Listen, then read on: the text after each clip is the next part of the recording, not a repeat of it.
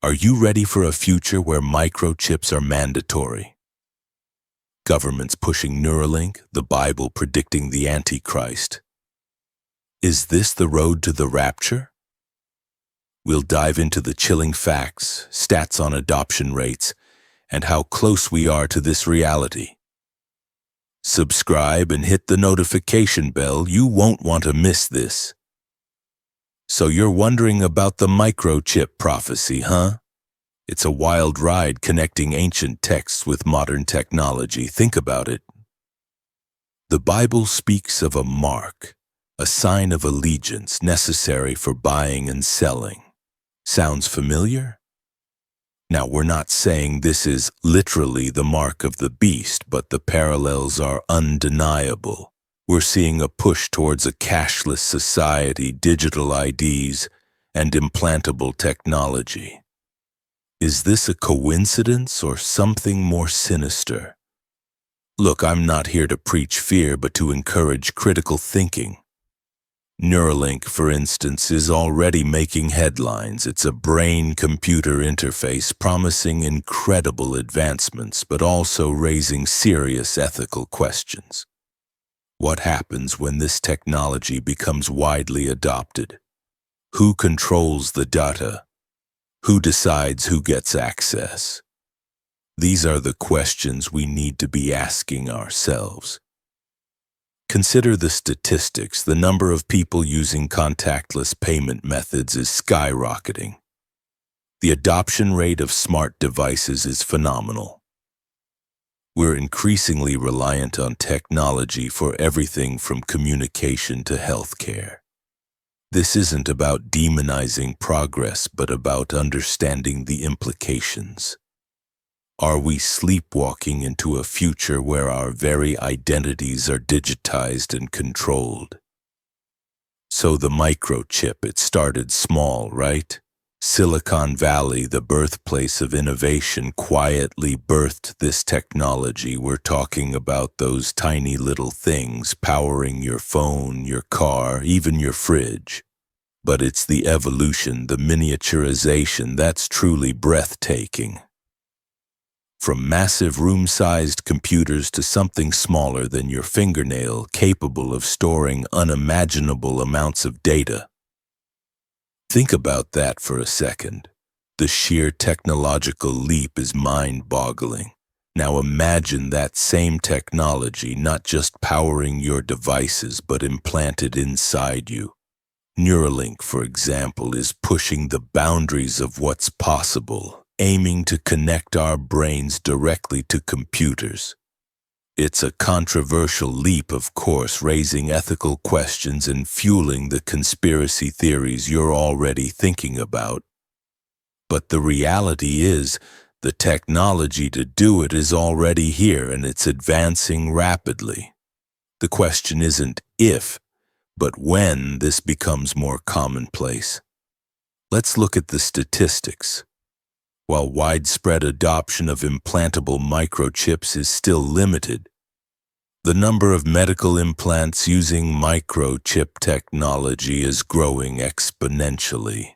Pacemakers, insulin pumps, even retinal implants are already altering lives. And as the technology becomes more refined and less invasive, the potential for wider adoption becomes increasingly real. It's not science fiction anymore. It's becoming a tangible reality. But it's not just about phones, you see. RFID, radio frequency identification, is the next step. These tiny tags, often smaller than a grain of rice, can be embedded practically anywhere. Your passport, your pet's microchip, even potentially under your skin. They transmit unique identification codes, silently broadcasting your location and potentially much more. Think about it. A silent, invisible tracking system woven into the fabric of everyday life. Now you might be thinking, that's a bit paranoid, right? But consider the implications. Imagine a world where every transaction, every movement is meticulously recorded and analyzed. data mining on a scale never before seen. This information potentially linked to your medical records, your financial history, your social media activity. It paints a picture of unparalleled surveillance. And the scary part? Much of this technology is already in use. Governments and corporations are increasingly adopting RFID technology for various purposes, from tracking inventory to monitoring employees.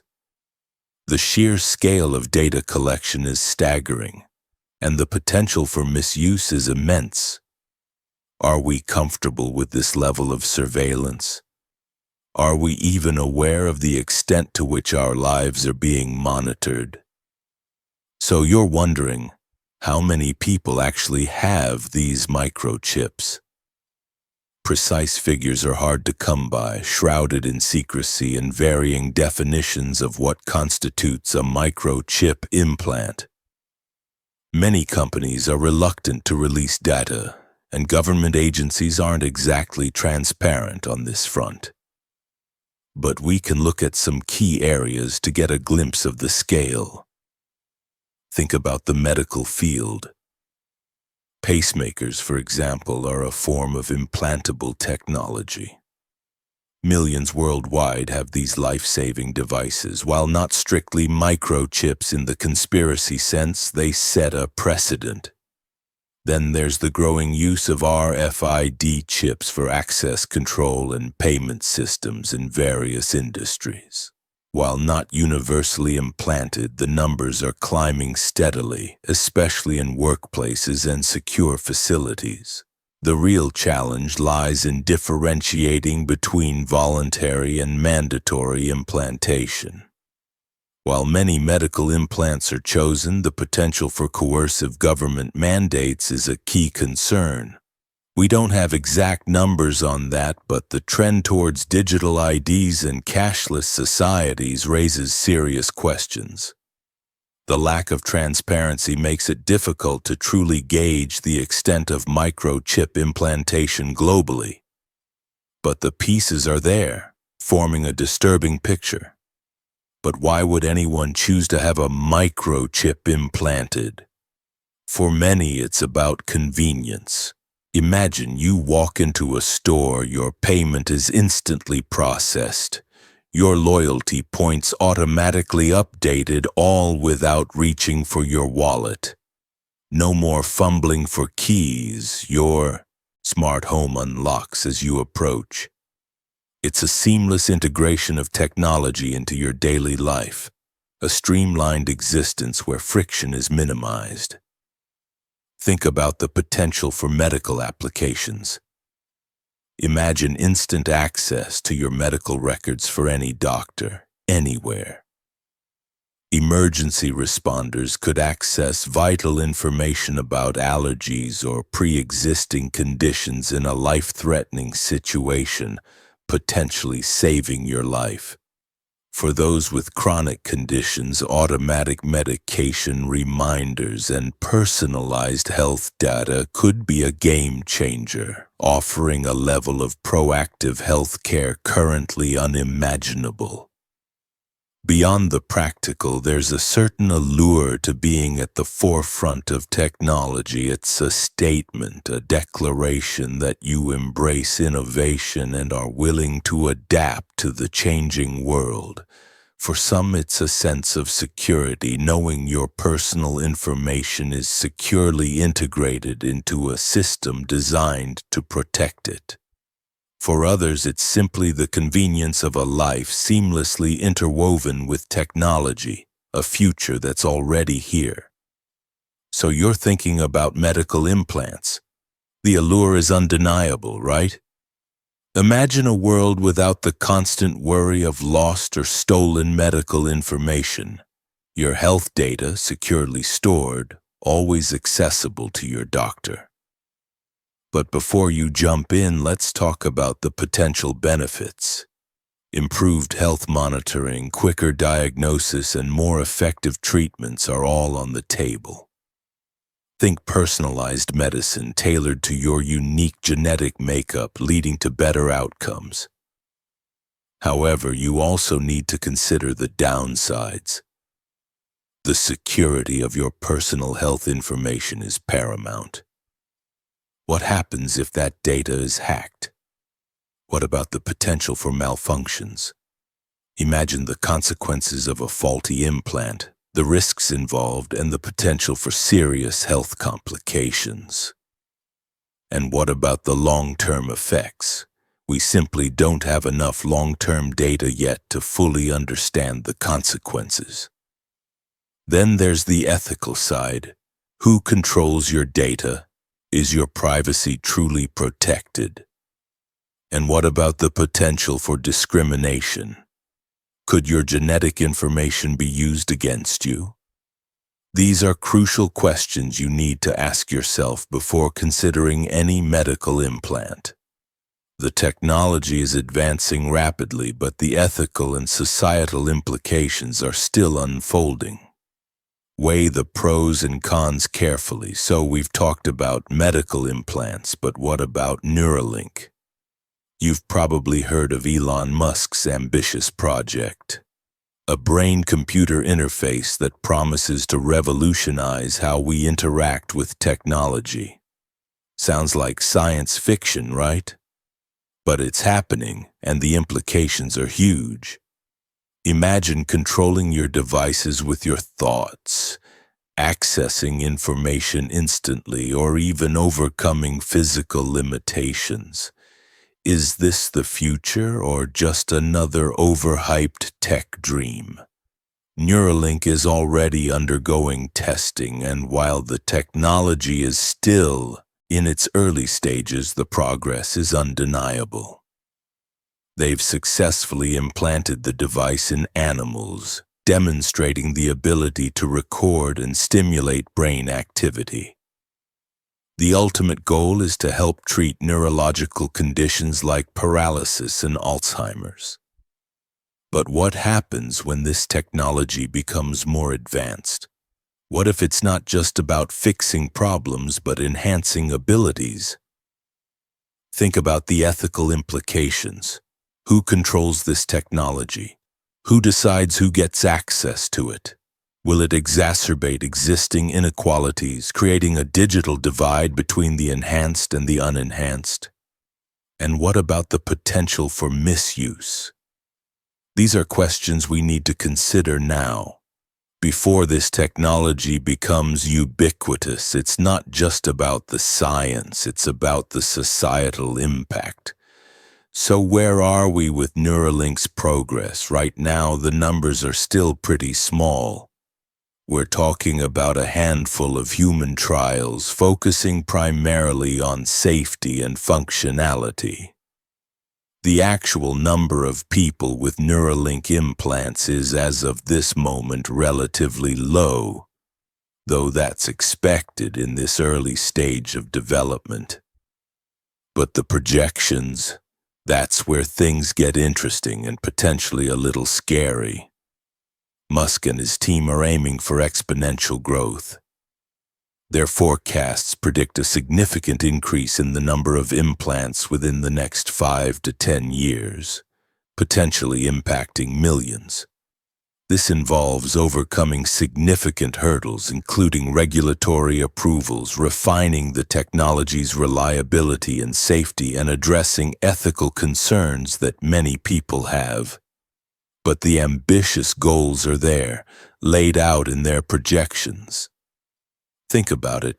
Millions of people potentially connected to a global network via their brains. The statistics paint a picture of a future deeply intertwined with this technology. But remember, these are projections. The actual adoption rate will depend on factors like cost, accessibility, and public perception. Will the technology live up to the hype?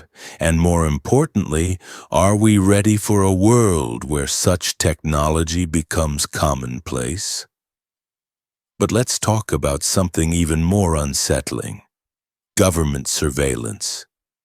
Imagine a world where your every move, every thought is potentially monitored. That's the chilling reality we're facing with the increasing integration of technology into our lives. Neuralink, while seemingly focused on medical advancements, opens the door to unprecedented levels of surveillance. Think about it. Direct access to your brain waves, your thoughts, your emotions. It's the ultimate panopticon, a concept from philosopher Jeremy Bentham, where the potential for constant observation shapes behavior, even if that observation isn't always actively taking place. This isn't just science fiction. Governments worldwide are investing heavily in data collection and analysis, facial recognition, location tracking, social media monitoring. These tools are already in place, and they're becoming increasingly sophisticated. With a device like Neuralink, the potential for abuse is amplified exponentially. Think of the implications for dissent, for free speech, for privacy itself. Your most private thoughts, your innermost beliefs could be at the mercy of the state. It's a chilling thought, isn't it? And the scary part, you might not even know you're being monitored. The technology is becoming so seamless, so integrated into our daily lives that its presence becomes almost invisible. This subtle, pervasive surveillance is arguably the most insidious form of control. It's a slow creep, a gradual erosion of freedom that can easily go unnoticed until it's too late. You are constantly being watched, but you are not always aware of it. The question is, how much are you willing to give up for the sake of perceived safety or convenience? So you're already feeling uneasy about constant surveillance, right?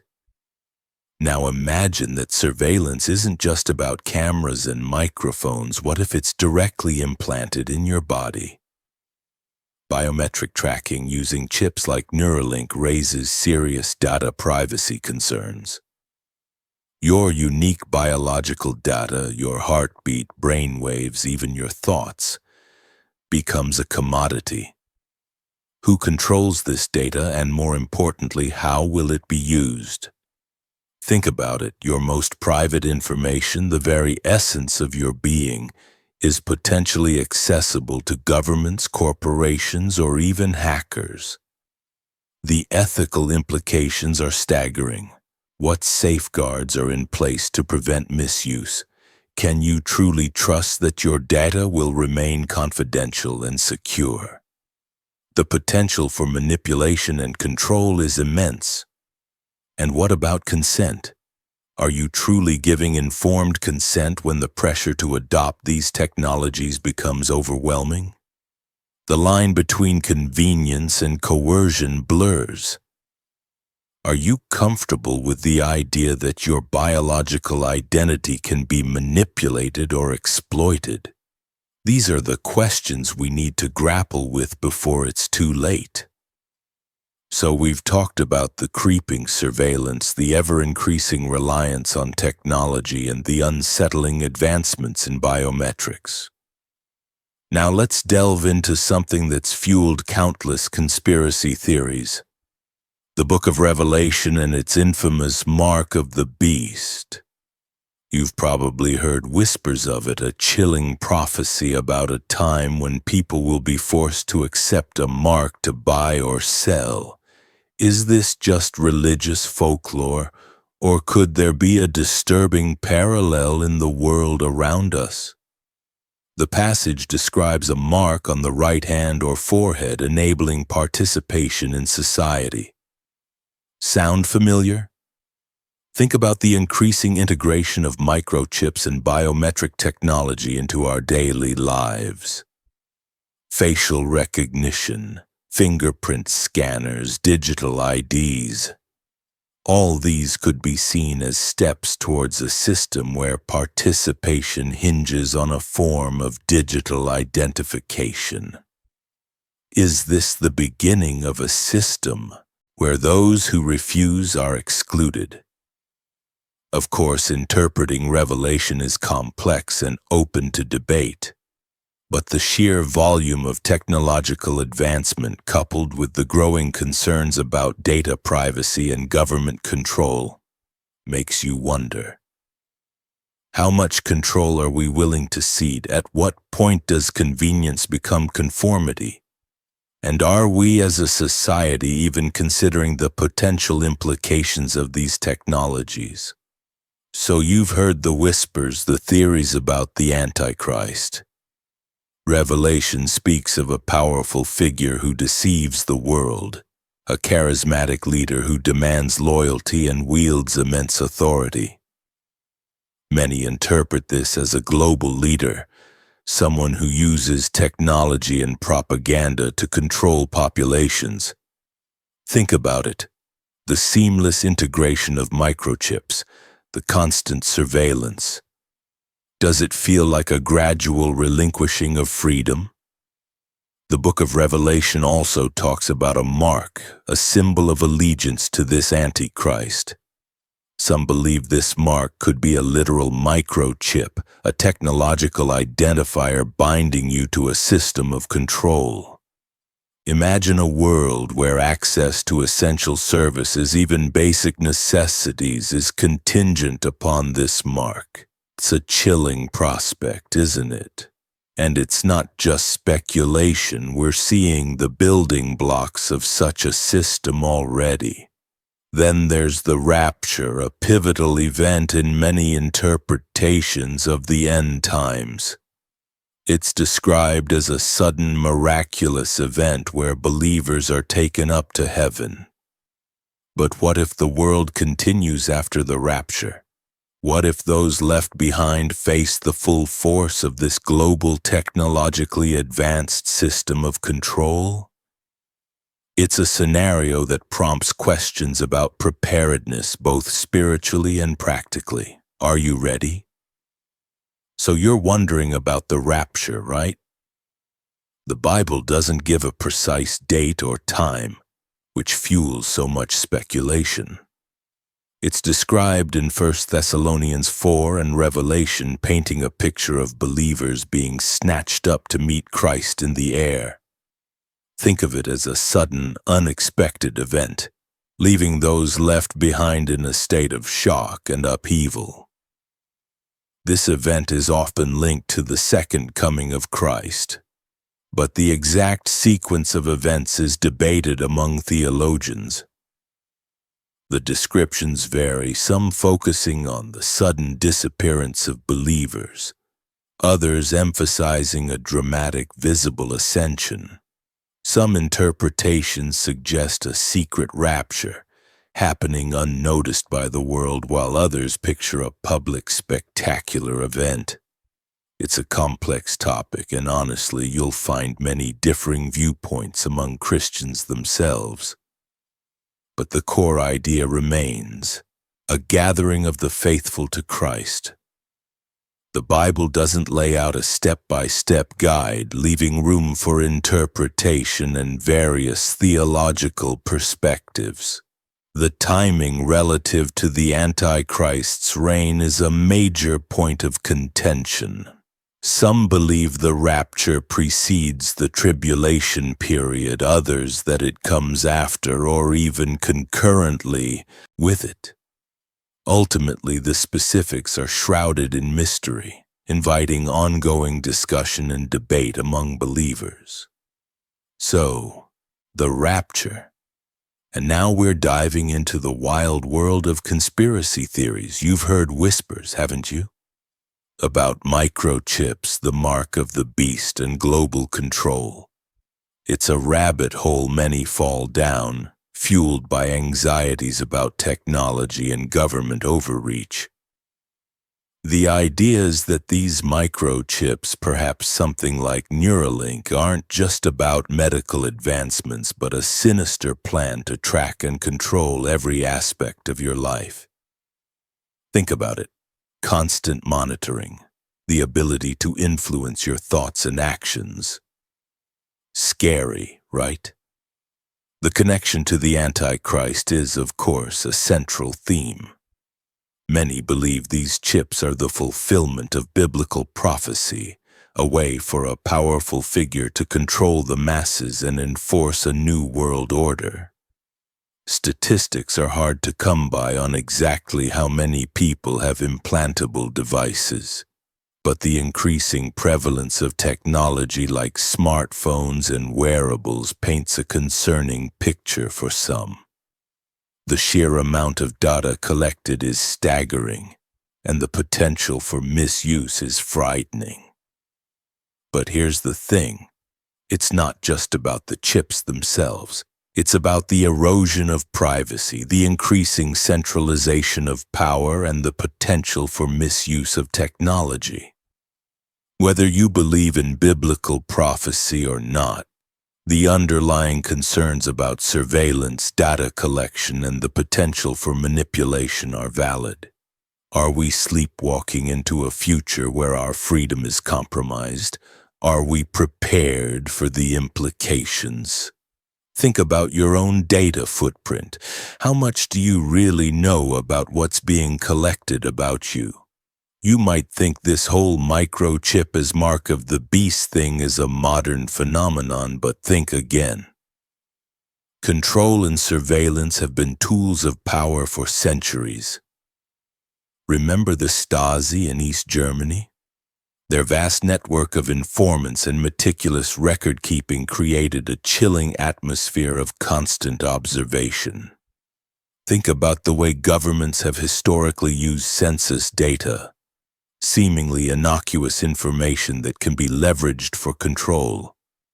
Even further back, consider the Roman Empire's intricate system of tax collection and population registration. This provided the state with a powerful tool to monitor its citizens and enforce its will. Throughout history, rulers have utilized technology or the lack thereof to maintain power. The ability to track, categorize, and ultimately control populations has been a recurring theme. And let's not forget the more subtle forms of control. Propaganda, censorship, and the manipulation of information have been used for generations to shape public opinion and maintain the status quo. These methods, while less overtly technological, are equally effective in limiting individual freedom and consolidating power. So, while the technology may have changed, the underlying desire for control remains a constant. So you've heard about neural implants, the potential for a microchipped society, and the biblical parallels. But let's talk about something crucial, the digital divide. Imagine a world where access to these technologies isn't equal. Who gets the implants? The wealthy, the powerful, those with the best health care? What about everyone else? This isn't just about convenience, it's about power, control, and access to essential services. Are we heading towards a two-tiered system, the enhanced and the excluded? Think about it. Healthcare, banking, even voting could all be microchip dependent. If you don't have access to the technology, you're left behind. Imagine the implications for marginalized communities, those in developing nations, or people with disabilities. Suddenly, everyday life becomes incredibly difficult. Access to essential resources, communication, and even basic human rights could be severely limited. This inequality isn't just a hypothetical, it's a very real possibility. The statistics are already painting a concerning picture. Consider the global internet penetration rates. A huge portion of the world's population still lacks even basic internet access. Now extrapolate that to a future where microchips are essential. Who benefits from this digital divide? Who controls the narrative? Who decides who gets access and who doesn't? These are questions we need to ask ourselves before this becomes a reality. So you've seen the potential for a microchip society, but what about the social implications? China's social credit system is a real-world example, a vast database tracking your every online and offline activity. Think about it. Your spending habits, your social media posts, even your driving record all contribute to a single score. This score dictates everything from your ability to get a loan to whether you can travel by air. Imagine the pressure to conform, criticizing the government online. That could lower your score. Driving recklessly? Same thing. This isn't just about convenience, it's about control.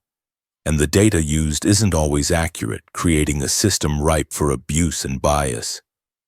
The consequences for a low score can be severe, limiting your opportunities and freedoms. But China isn't alone. Many countries are exploring similar systems, albeit less overtly. Think about your own digital footprint. Your online activity is constantly being tracked and analyzed by companies, influencing everything from the ads you see to the credit you receive. The lines between convenience and surveillance are blurring, raising serious questions about privacy and freedom. Okay, so we've talked about social credit systems, but let's zoom out. You're living through something huge, the fourth industrial revolution. It's not just about microchips, it's the insane convergence of technologies: AI, biotechnology, nanotechnology, robotics, the Internet of Things.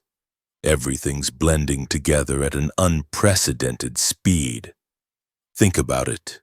Your phone, your smart home, your car, they're all interconnected, constantly collecting data on you. This convergence isn't just about convenience, it's about control. Imagine a future where your health data, your financial transactions, your social interactions, everything is tracked and analyzed by powerful algorithms. This data can be used to predict your behavior, influence your decisions, even manipulate you. Sounds scary, right? But it's happening now, and it's accelerating.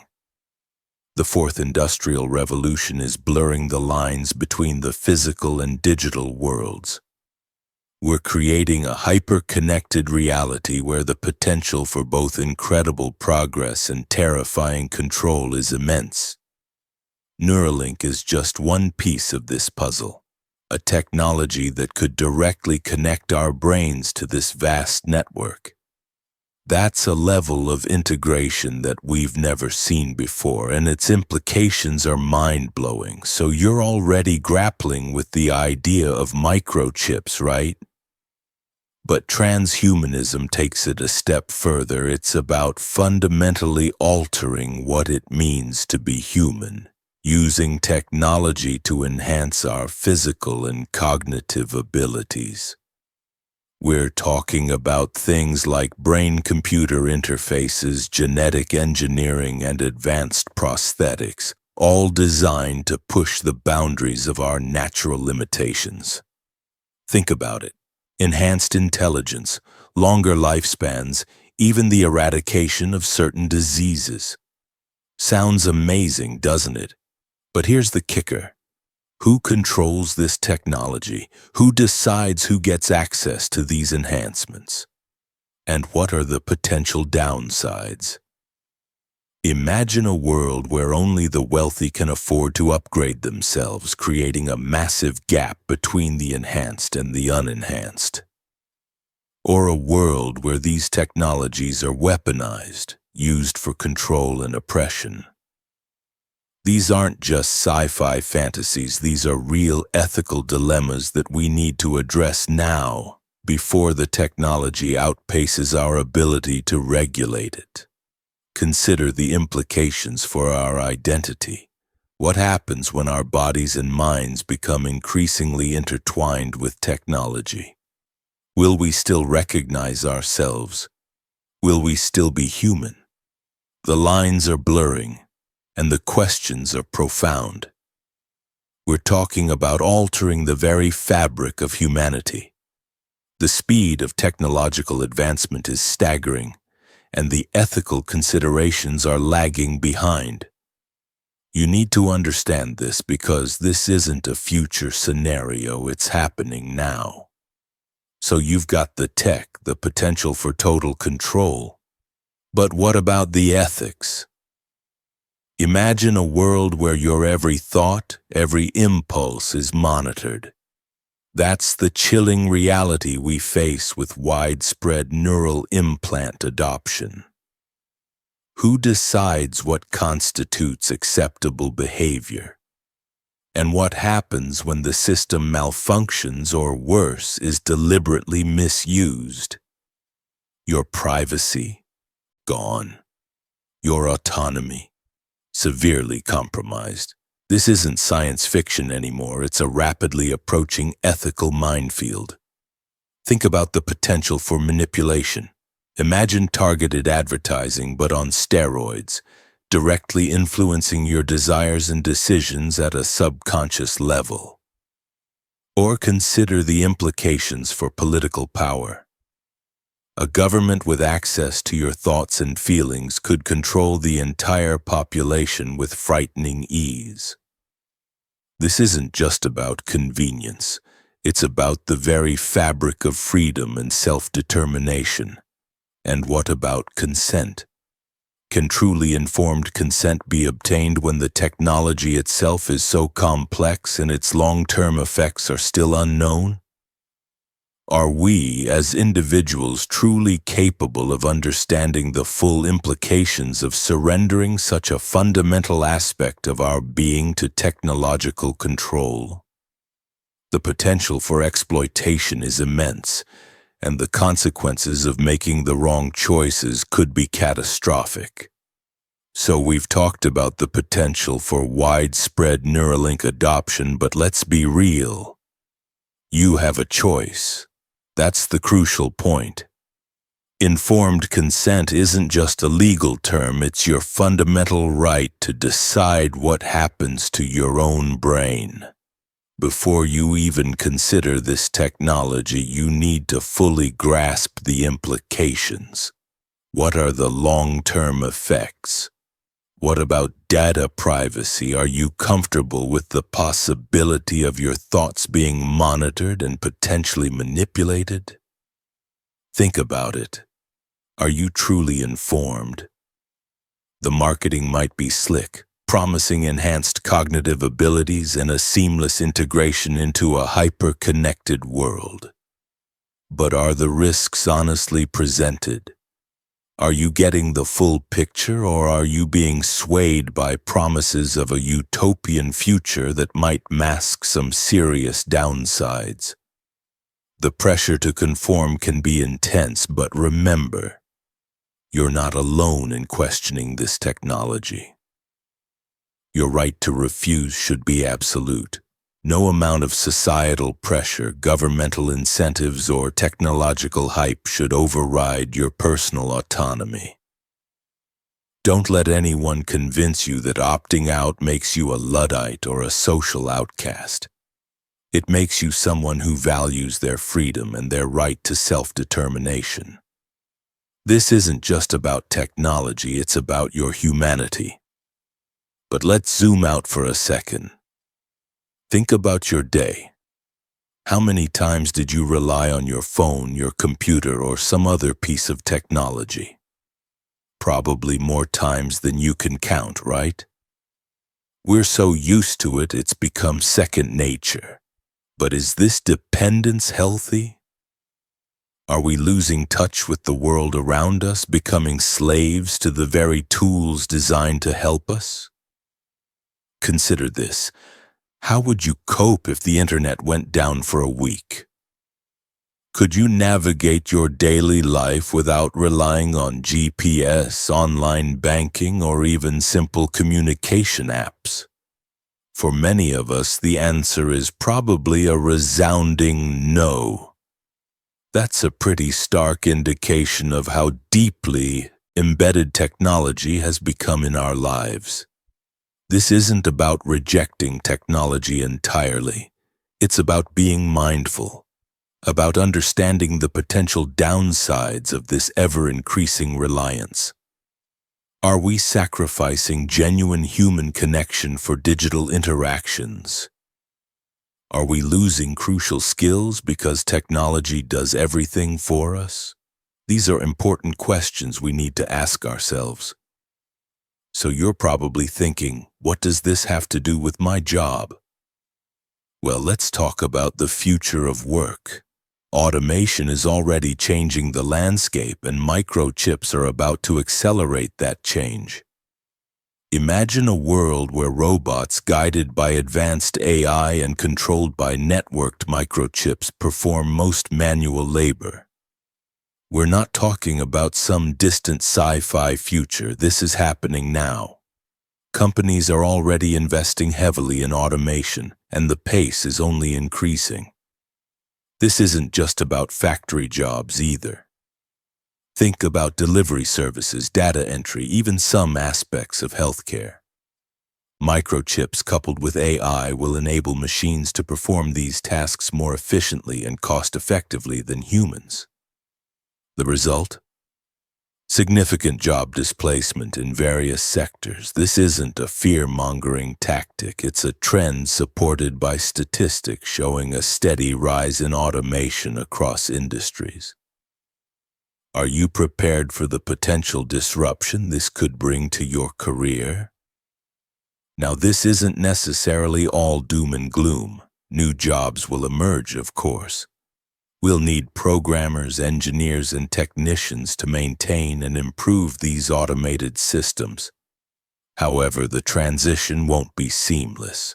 Many people will need to adapt and acquire new skills to remain competitive in the workforce. The question is, will you be one of them? Will you proactively prepare for a future where your skills might be rendered obsolete by machines, or will you be left behind? So, automation's speeding up, right? And that brings us to the big players, international organizations. Think about the World Health Organization, WHO. They could easily mandate global health initiatives, including, hypothetically, the widespread adoption of neural implants.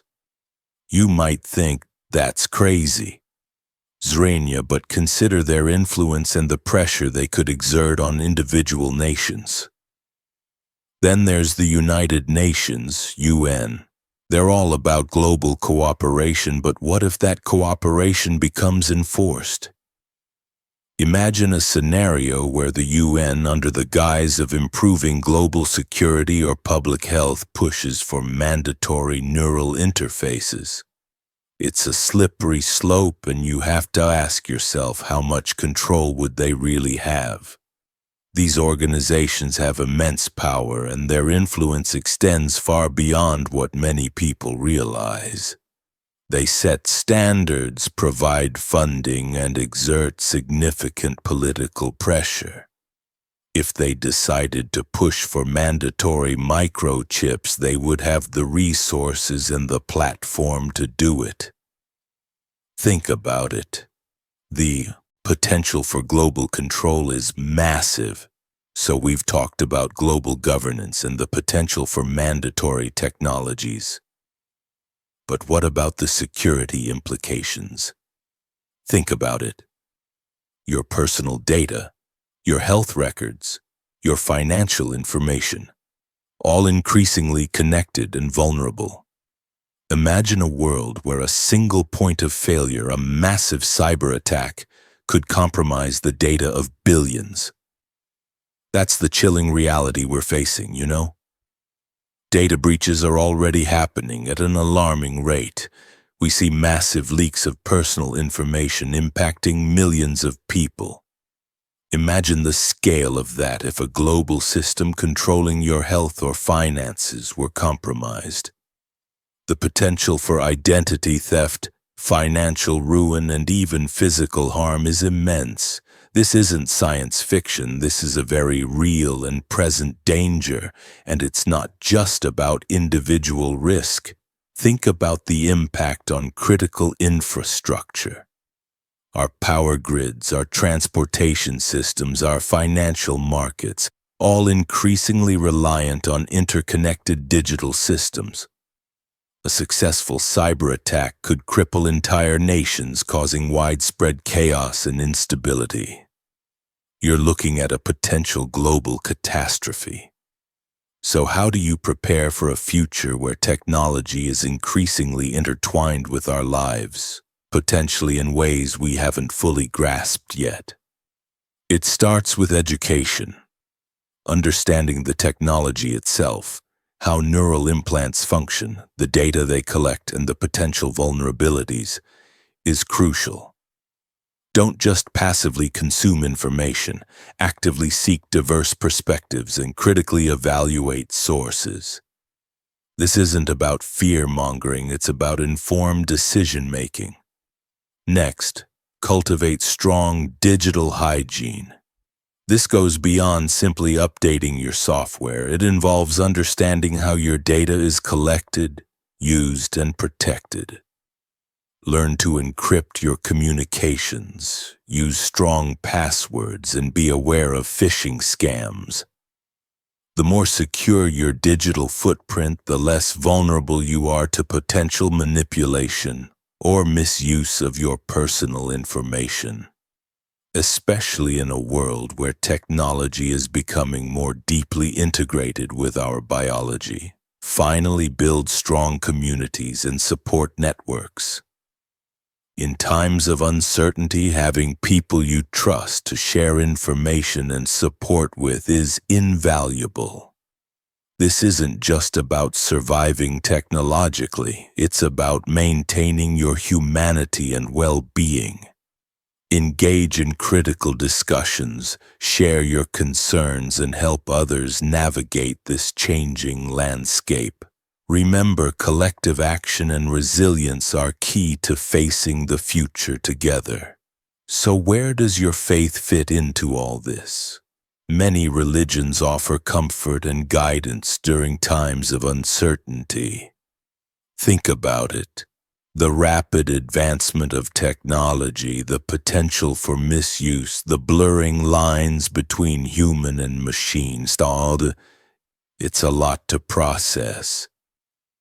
Your beliefs might offer a framework for understanding these changes, a source of strength in the face of the unknown.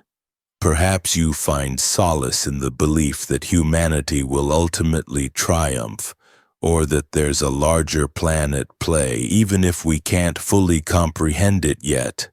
Some might interpret these technological leaps through a religious lens, seeing them as prophecies fulfilled or signs of the end times. Others might find their faith challenged, questioning the morality of certain advancements and grappling with the ethical dilemmas they present. It's a deeply personal journey, and there's no right or wrong answer. The important thing is to engage with these questions honestly and thoughtfully, using your faith as a guidepost if you choose to. Consider how your religious community might be impacted. Will your church, temple, or mosque adapt to these changes? How will your faith inform your engagement with the technology itself? Will you embrace it, reject it, or find a way to integrate it responsibly into your life? These are the questions you need to consider, and only you can answer them. Remember, your faith isn't static. It's a living, evolving thing that can help you navigate the complexities of the modern world. So you're probably wondering where the line is drawn. How much personal freedom are you willing to sacrifice for the perceived safety and efficiency of a hyper-connected society?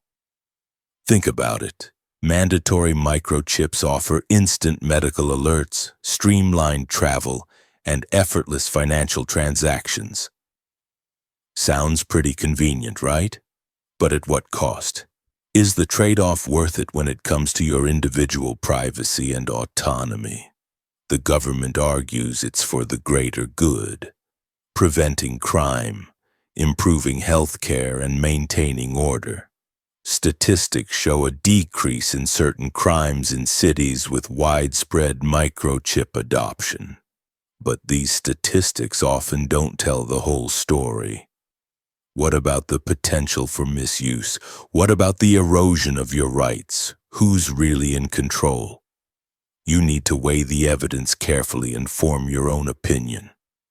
The debate is complex and there's no easy answer. It's a constant balancing act between your desire for personal freedom and the perceived need for collective security. This isn't just about technology. It's about the fundamental principles of liberty and the potential for their erosion under the guise of progress. Are you prepared to surrender some of your freedoms for a potentially safer, more efficient world? The choice ultimately is yours. So you're facing a world increasingly shaped by technology, a world where neural implants and hyperconnectivity are becoming more common. But remember, you still have a choice. You can choose to understand the implications of these advancements, weighing the potential benefits against the risks to your privacy and autonomy. It's about informed consent, not blind acceptance. Don't let fear or hype dictate your decisions. Research the facts. Understand the potential consequences, both positive and negative, of embracing or rejecting these technologies. Look for independent analyses, not just the marketing spin from corporations or governments.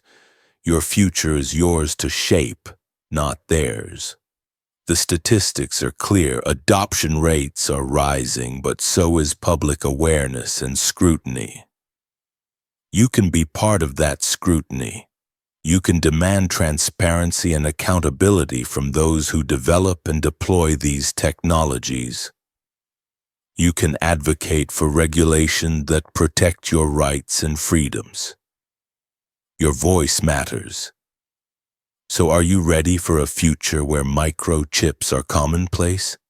The statistics are unsettling. Adoption rates are climbing, driven by convenience, security, and even medical advancements. But what about the ethical implications? What about the potential for misuse? You have to consider the implications of a hyper-connected world, one where your thoughts and actions are potentially monitored, analyzed, and even controlled. Think about it. The potential for mass surveillance, the erosion of privacy, the possibility of manipulation. These aren't just science fiction scenarios anymore. The technology exists and its adoption is accelerating. While the benefits are touted, the risks are often downplayed. You need to ask yourself, is the convenience worth the cost of your freedom? The biblical prophecies about the mark of the beast are often cited in discussions about microchipping. Whether you believe in these prophecies or not, the parallels are striking. The potential for a system of control that is both technologically advanced and socially pervasive is undeniable. You need to be informed, you need to be aware of the implications, and you need to make your own choices. Whoa, that was a heavy one. If you found this insightful, hit that like button and subscribe for more deep dives into the future. What are your thoughts? Let me know in the comments.